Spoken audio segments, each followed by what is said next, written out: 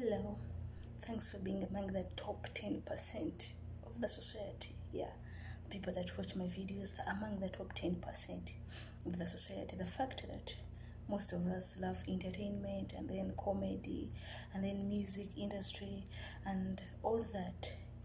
But those who watch my videos, I usually call them the top 10%. So today we're going to be sharing about the business tips. How can one succeed in business? What is needed for someone to succeed in business? And there are simple things, the usual things, but the simple things, we usually overlook them, and we think, or maybe our mentality thinks, that one to succeed in business must have those heavy things, maybe like lots of money, maybe like lots of education, maybe whatever, I don't know, whatever one thinks, or maybe what everyone of you out there considers to start up or to set up a successful business. But one of the things to be considered, before you make or start a business, make research about the business you're going to start. First know what is needed, and then come up with a business proposal, or what we call a business project. Make one, know the guidelines, know how much money is needed to start, know the customers you expect, what you're going to deal in, and what the society needs in reference with what you're going to provide to the society.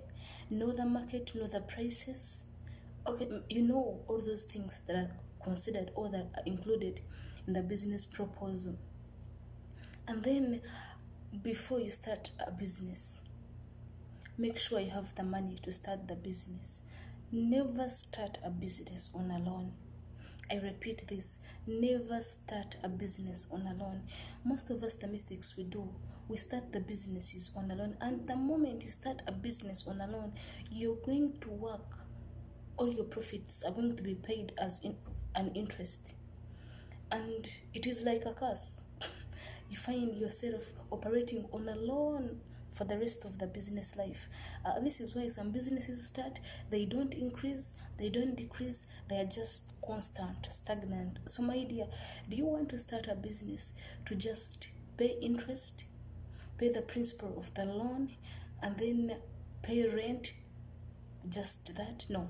I guess everyone starts business with the aim of getting a profit, and maybe with the aims of improving his standards of living. So when you start the business on a loan, you find yourself, every other profit that you get, it is used to pay the interest of the loan. And even when you finish the loan, you're forced to pick another loan and continue paying interest. So it is not good to depend on a loan. It is better you start with the little money you have, and with time you can use the loan to increase the business, but don't start the business on a loan. And it is always good to have some money for backup. When you're coming in the business of life, don't expect profits immediately from the start. No, you have some expenses, and the business does not run or does not make profits in its earlier stages. It takes some time for a business to begin bringing profits, to pay all those expenses that I'm not going to talk about. So you need some money for backup, so that in case the business makes a loss in its earlier stages, you can back up using the other money, the backup money. You can back up that money and put it in business and continue operating, not until the business is stable and it is now making profits. And if you're having a big business and you have workers, please, I repeat, treat your workers very well, because your business can be depending on your workers. The fact that you cannot do everything for yourself, and like I said in one of my clips, that we need one another. If you have workers, or if you're employing workers, please be good to them. Pay them their salaries in time. Give them incentives in forms of transport allowance, lunch allowance, medical allowance, and all those other things, if you have the capacity. Because if the workers are paid in time and you're good with them, then that means they will work wholeheartedly in your business. But once you mistreat your workers, they will work antamargantly. They will work the way they want, and that might affect your business. So make sure you be good to your workers. And if you're employing workers, employ the qualified workers. Don't employ someone because you know him or her. Don't employ someone because he is your sister or your brother, because automatically the business is going to collapse.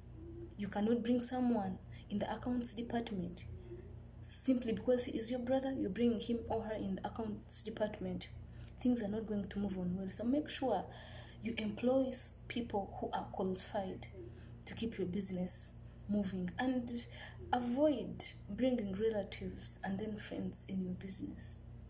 It might sound a bit rough, but once you bring your relatives and friends in your businesses, even when they make a loss, they won't mind. They'll be like, after all, it is my brother's business.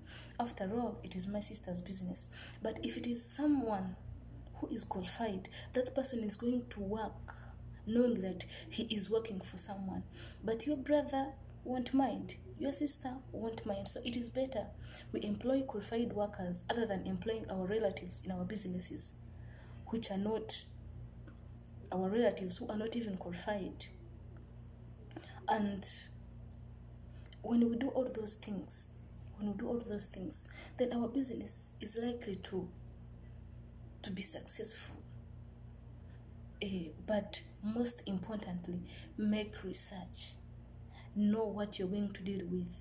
Be able to outstand competition. Make your business unique.